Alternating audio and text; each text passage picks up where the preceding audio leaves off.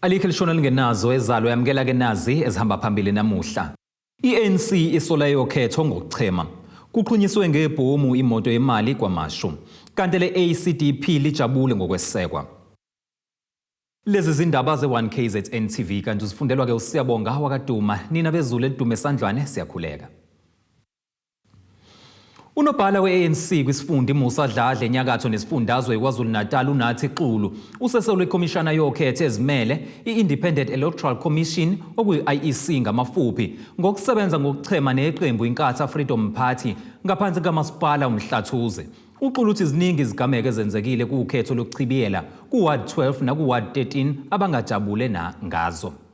Iqembu likaKhongolose kwisifundi Musa Dladla enyakatho nelikaMthaniya siliveza ukuthi kale nemeneze ngenhlangano yezimele yokhetho i-IEC ngaphansi kwesifunda iKingcitshwayo ngandlela ke singethe ngayo ukhetho lokuchibiyela obelukhona. Asikho happy ngophiko lezokhetho lala eKingcitshwayo ku-IEC indlela owenza ngayo ibheva yawo isenza sibe nezinsolo zokuthi inokusebenzisana okukhulu neqembu le-IFP ukukhishwa kwabantu kwi-voters roll abaze babuyiswa abameli be-ANC ayibafakile babuyiswa sebenganawo ama-address ukuvinjwa kwabantu ngelanga lokuvota bevinjwa iqembu le-IFP u-IEC ekuvumela lokho kwazoba i-issue yase-Ward 13 e-Ward 13 kunohlelo abalenzile lubizwa nge-TCR la kusuke abasebenzi ba-IEC beshaya u-door to door beyobhalisa abantu emakhaya kuzokuzoba ne-by-election kodwa into abayenzile mawuya eMkhobozo bakhipha abantu babasusa eWard 13 bathi sebevota eWard 14 naseWard 16 labo bantu.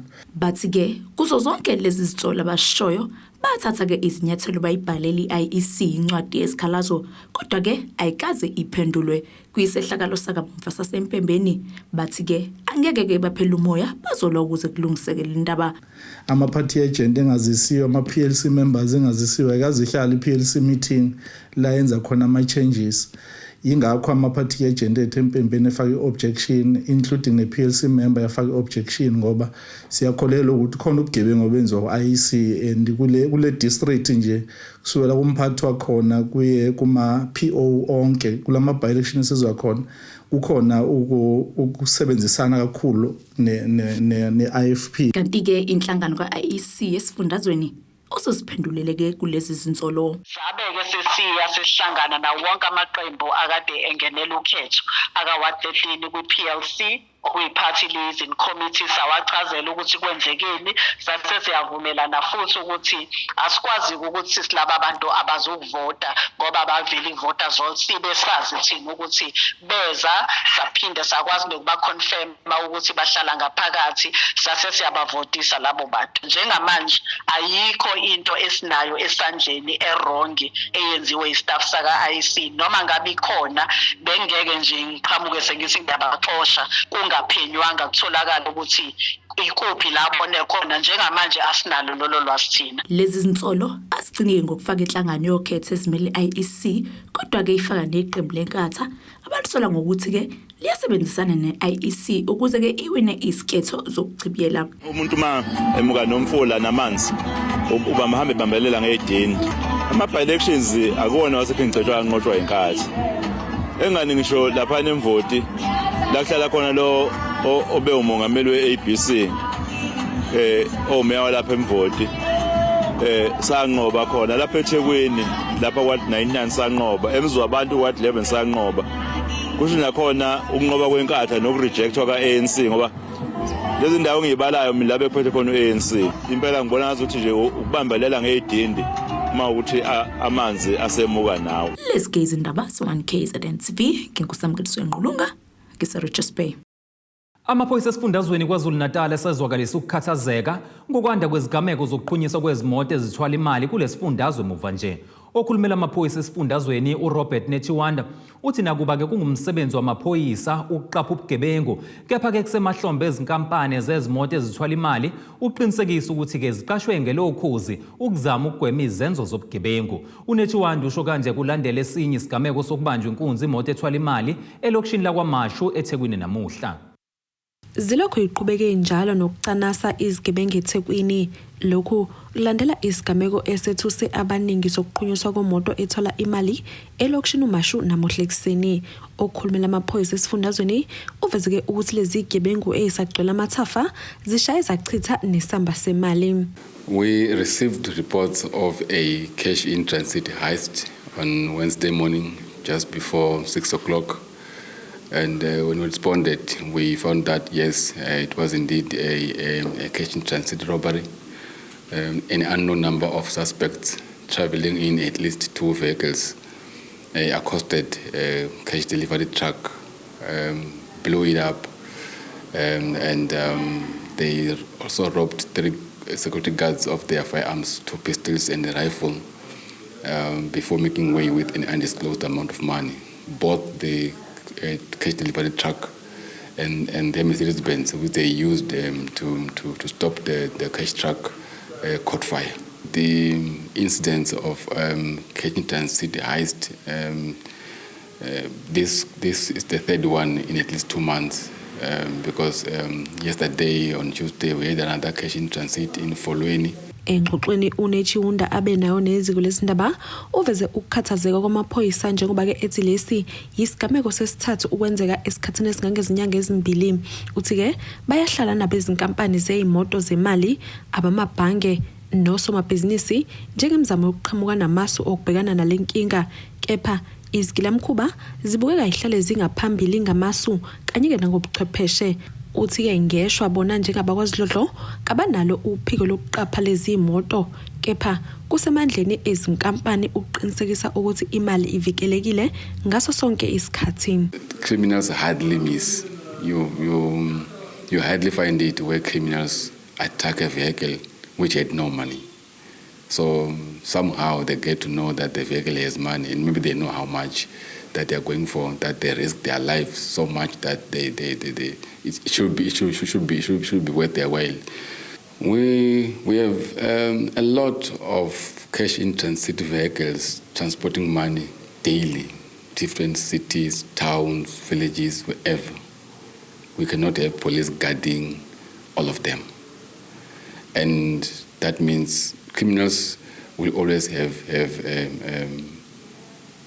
they'll take chances.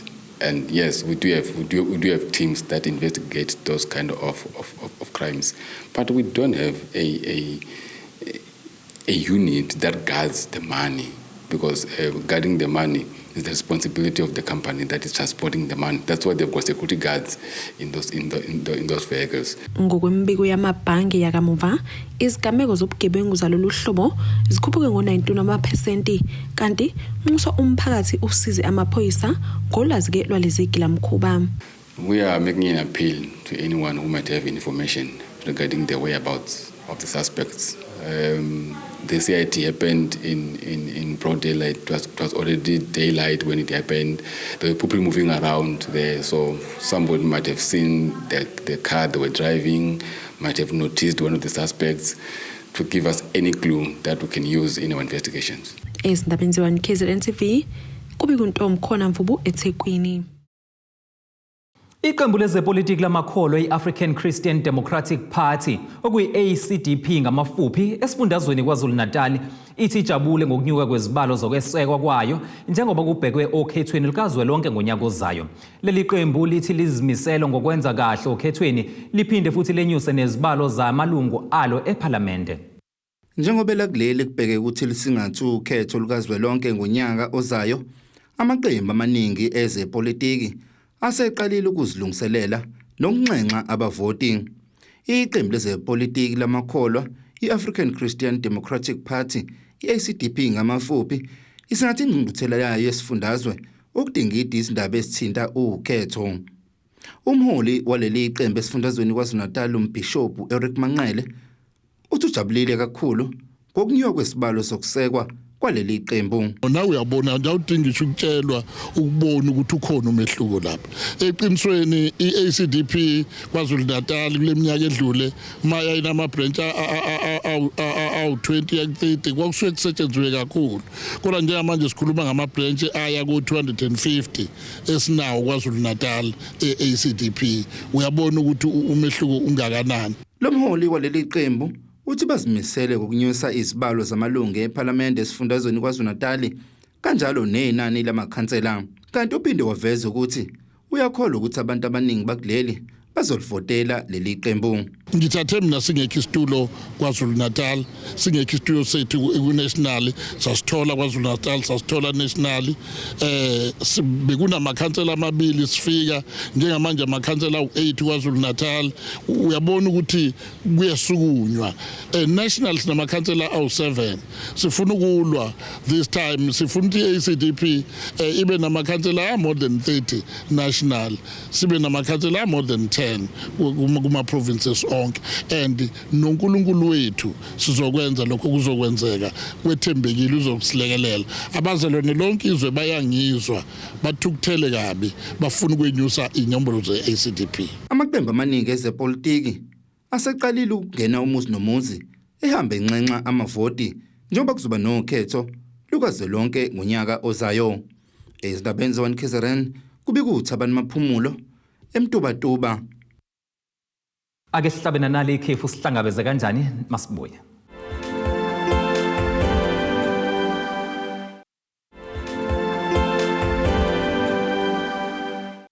Asikubingelele siphinde sikwamukele mongabe usanda kubukela izindaba zethu nazi izihloko esifolosa ngazo namhlanje. I-ANC Isola yokhetho ngokuchema. Kuqhunyiswe ngebhomu imoto Yemali KWAMASHU. Kanti le-ACDP lijabule ngokwesekwa. Uhlalo we-NFP kulesifundazwe uthi bazimisele ngokuthi babhalele inhlangano yokhetho u-IEC ukuyazisa ngobhulu sebukhethiwe ukuze bezokwazi ukuqhubeka kahle nezinhlelo zeqembu kulandela ukumiswa kwezinto ngenxa yezinxushunxushu zobuholi bangaphakathi. Ushinga usho lokho eThekwini kwingxoxo ekhethekile nethimba lezindaba emva kokukhethwa kwingqungquthela ebibanjelwe eNewcastle ngempela sonto eyedlule. Lo sihlalo uthi into esaqhulwini kwamanje kubona ukwakha ubumbano. Simisele kakhulu njengobuholi obukhethwayo i-conference sinikeze i-mandate ukuthi asizi koseva uhlangothi noma abantu abasikhethile. Kumele sizoseva i-NFP iyonke because we are just the results of the conference. Kodwa usibaholi be-NFP ihlangene, akasekho winile nongawinanga, akasekho futhi lawa magama ebesibizana ngawo ama-groups before i-conference yathe i-conference itself aphelile. Leli qembu kumanje inhlangano ezokhetho ku-IEC yamisa konke okuthinta lona okugcina kwenza ukuthi bengakwazi ukuthola nemali kule nhlangano liphinde lingakwazi nokuvala izikhala zamakhansela uma zivulekile kuze kuba balungisa izinkinga zangaphakathi. Echaza ushinga ngalokho uthi bazowazisa u-IEC ngobuholo obusha osebukhethiwe bese kuyila bekwazi ukuthola igxathela phambili. Njengamanje njengoba kukhona ubuholi beprovince yaKwaZulu-Natal, we are going to approach u-IEC ezingeni lesifundazwe ngoba u-IEC usebenza kanjalo. Remember noma ungenela ukhetho ukuthi ungangena uyisifundazwe noma ukhethe ifundazwe ufuna ukuyingenela. So sine belief ukuthi njenge KwaZulu-Natal kukhona esizokwazi ikhona i-breakthrough esoyithola. Ushinga uthi kwamanje lozubabikho ushintsho luzoba khona okwabo ukukhulisa iqembu. Sizolinda thina njenge-PC ukuthi electoral college labade besiphathela ukhetho bazo-release i-report yabo, so sizokwazi ukubona lapho si-compare against lokho abakushoyo. Kodwa thina as office bearers akhethiwe already siyaqhubeka sihamba nomsebenzi wethu, ayikho into esimisile. I really do not believe bangaya. Ngangikhona nami e-conference ngiyakwazi konke okwenzeka, ngiyakwazi futhi noku-engage kwabo, amazwi wabo be-engage kuma-issues noma futhi sebephuma ukuthi kwenzakalani bekhuluma besho ukuthi bayabonga ngokwenzekile makuqhubeke. So I don't think ukuthi kungenzeka. Buthinta ubuholi bwazolonke ngale ngqongqothela nezinxushunxushu ezabakhona eNewcastle njengoba kukhona bagcina beyiduwile. Uveze ukuthi uzoba nomhlangano namuhla bese bukwazi ukuphawula ngeziphumo zawo lo mhlangano.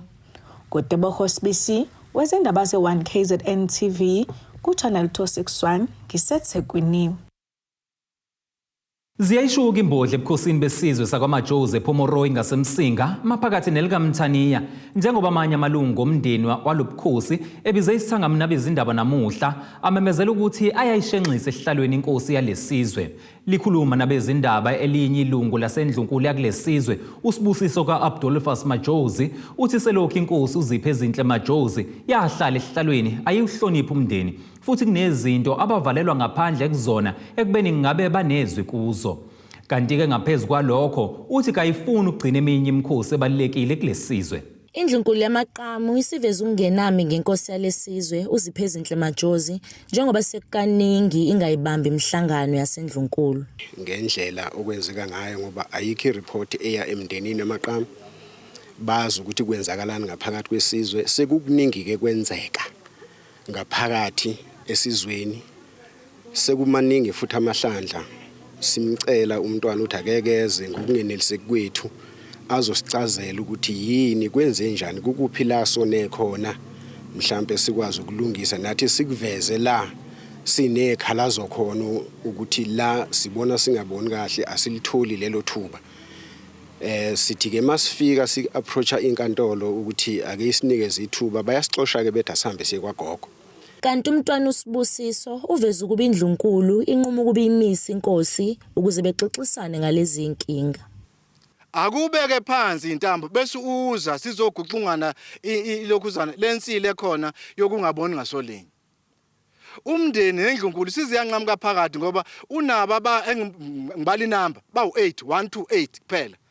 Abantu basekela 1 bawu88 kuphela number. Kodwa thina indlunkulu le 87.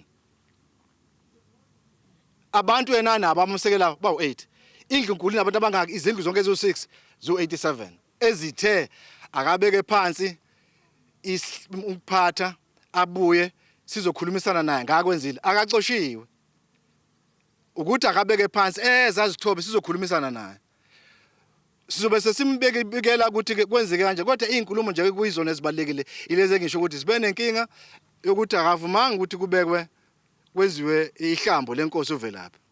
Number 2 umkhandlu awudine usayinile ngaze ngabhala ngathi inkosi sayina amanga ifunga amanga othukela yathi umkhandlu yawe khona ngoba wayengekho ngangizama ukukhipha yena kulonkulumo ukuthi inkosi ngesikhathi ikhetha umkhandlu yayingekho umkhandlu wakhethwa unobhala ushabalala phansi kwalesi sihlahla lesi bamfaka ke phakathi yena ukuthi hayi engathi wayekhona yayingekho ngempela inkosi mina ngangikhipha yena ukuthi inkosi yayikade ingekho ukukhethwa yini umkhandlu lo wakhethwa ngathi awukhethwa ngokufanele.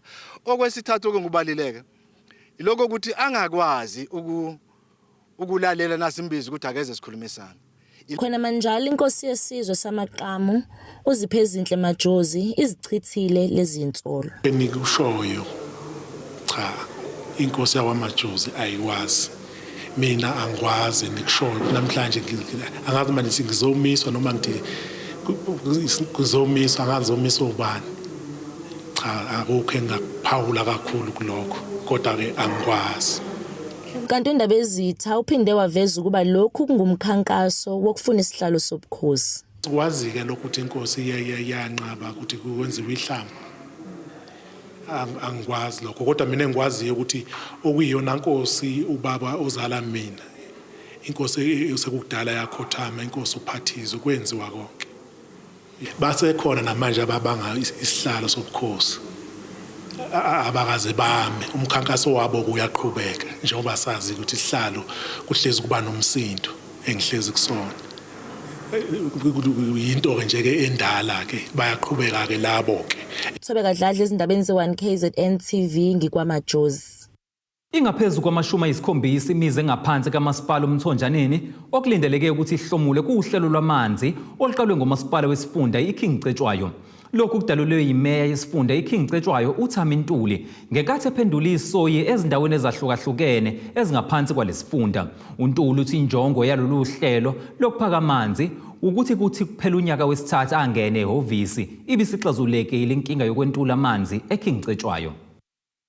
Ingama-75 imizi ezohlomula ohlelweni lokufakwa kwamanzi eMthonjaneni njengoba umasipala wesifunda iKing Cetshwayo uhlabe isoyi waphinde wethula nosonkontileka abazoqala lo msebenzi wokufakwa kwamanzi. Lo msebenzi kulindeleke ukuthi ke ube usuphothuliwe ngokuphela kwalonyaka. Imeya kamasipala wesifunda eKingcetshwayo uThami Ntuli ithi ke bazoqhubeka nokuhlinzeka amanzi ngamaloli kuze kube luyaphothulwa lolu hlelo. Akuzodala amathuba omsebenzi bantu esikhashana kolokhulu kunako konke bazokwazi ukuthi ilungelo labo lelekhulu lokuthi bakwazi ukuthola amanzi ngendlela engcono. Bangatholi kuphela ngeimoto lezi zamanzi. Kodwa amanzi bawathole ngendlela lejwayelekile nje ukuthi amanzi aphume empompini.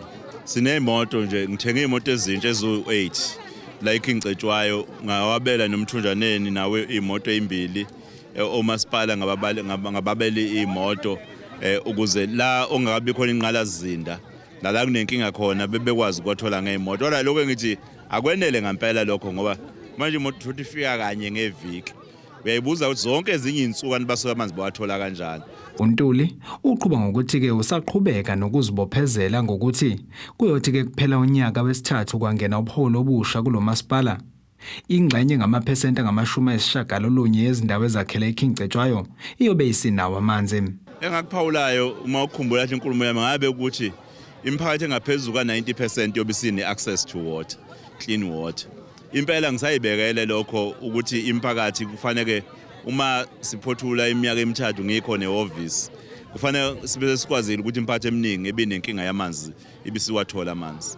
Kanti ke inkosi yesizwe sakwaNtombela eKhathazo ithi ke bese siside kakhulu isikhathi becindezelekile ngenxa yokwentuleka kwamanzi ahlanzekile. Isomiso besikhona kakhulu ikakhulukazi ke singashoke lesike seyimpahla kakhulu sisho nje emphakathini ngoba bebedla amanzi angahlanzekile selokhu kwakhululekizwe lelizwe elingapha ngaseKhathazo belingakhululekile ngoba ayaqala amanzi ukuthi afinyelele kule mizi. So singasho ukuthi abantu bebecindezelekile ngoba bebengadla amanzi ahlanzekile bebewathola befika ngama-water tank mhlambe ngaleso sikhathi evikini noma afike kanye noma kabili enyangeni. So ke bewenza ukuthi igcina abantu bekuhluphekela ukuthi bethola amanzi ahlanzekile okungalungile ke kodwa ke nje abantu bajabulile kakhulu ngoba sebezokucosha lokhu emabaleni abo. Ezindabeni ze1KZNTV kubika umqondisi Myeni ngisemel Mote. Ake siphinde futhi sihlabe ikhefu uhlangabeza ingosi yezomnotho masibuya.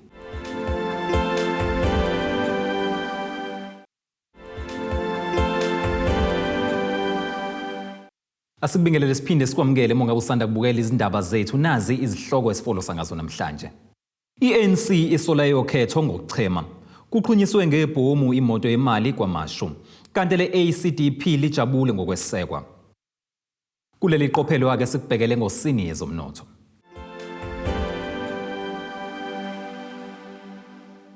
Irandi lakuleli li-19.38 maliqhathaniswa nedola lasemelika libe u-23.40 maliqhathaniswa nopondo waseBrithani liphinde libe u-20.30 maliqhathaniswa ne-euro lase-Europe. Igolide ke lona $1,822.94 i-ounce kuthi uwoyela ongahluziwe ube u-$90.92 umphongolo. Ake sikubhekele ngosini yezemidlalo.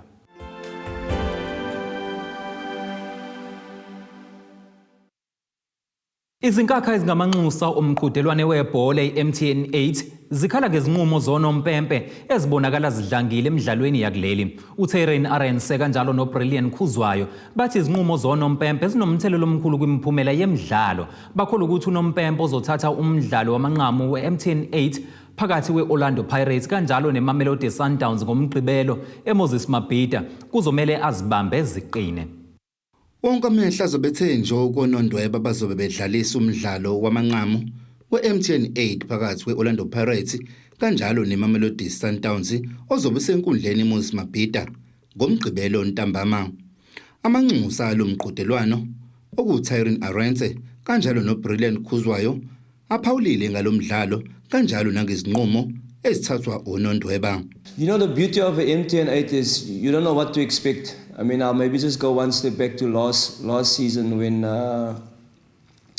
Chiefs played Amazulu in the semi-final. Everybody thought Chiefs was going to the final, but you know, Amazulu over 2 legs managed to beat Chiefs. When it comes to cup games, anything is possible because it's a once-off. I think that's a time when players Doesn't matter how your form was going into a final. You know, doesn't matter if you played badly, if you lost the previous game. I mean, even if you look at Sundowns, in a way, you know, I think a lot of people would say Sundowns are lucky to be in the final. You know, with those referees decision, you know. At first, I also thought, no, it's not a penalty, but when you look at the replay, you can see it's a clear penalty. And obviously on the day, the referee made a mistake to not award the penalty to Chiefs, because it could have been a Chiefs-Pirates final. So all I'm saying is, on the day, you know, anything is possible. Yes, you would say that Sundowns is unbeaten, but, you know, Pirates might just on the day, you know, rock up and say, you know, this is ours, because this is one of their trophies that they enjoy playing in. So form goes out of the window. I think, you know, normally even when I was playing it was that, you know, one more, there's 90 minutes you can be a champion. Ukhuzwayo wake wagijima ku-Kaizer Chiefs kanjalo na-Orlando Pirates ugxeke kakhulu isigameko zokuhlaselwa kwabaqeqeshi ikakhulukazi bamaqembu amakhulu afana ne-Orlando Pirates ne-Kaizer Chiefs njengoba kubonakele abalandeli be-Kaizer Chiefs behlasela uMolefi Ntseki. The biggest problem that we have ngama-fans but too impatient. You cannot tell me a coach osekwazile ukuthi ahlanganise team kanje waphuma nesicoco kahle last year ezu2 sekungathi nje ngoba amagame amancane ngawinanga sekuthi sekuyaliwe. Ama-Kaizer Chiefs fans zikanayo leyo nto but because ukudlalela leya team leya ola ama-team akuyonto encane, to whom much is given much is required.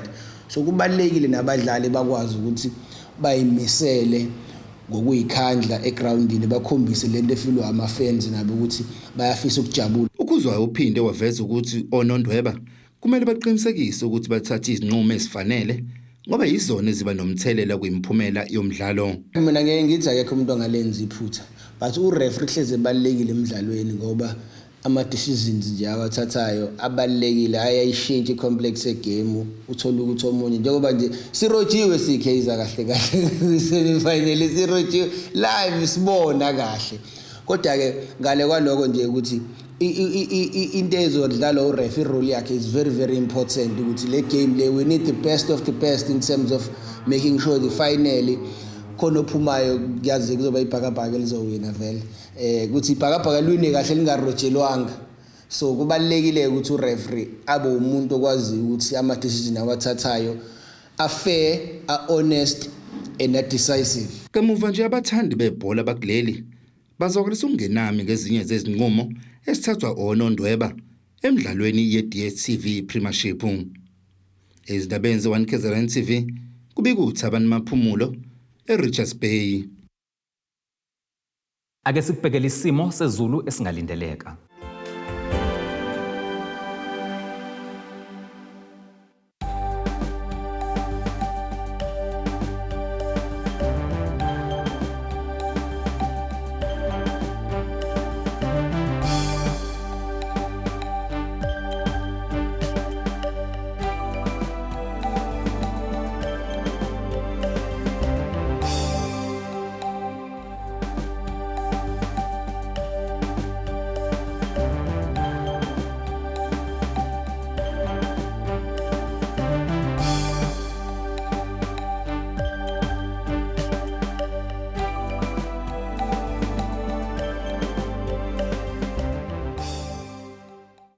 Nina besiguqa sikandaba esizifulele ngamahlave endanda kusuka siyaziguqisa ke ezanamhlanje sihlangabezana kanjani futhi kusasa ngesikhathi esifanayo.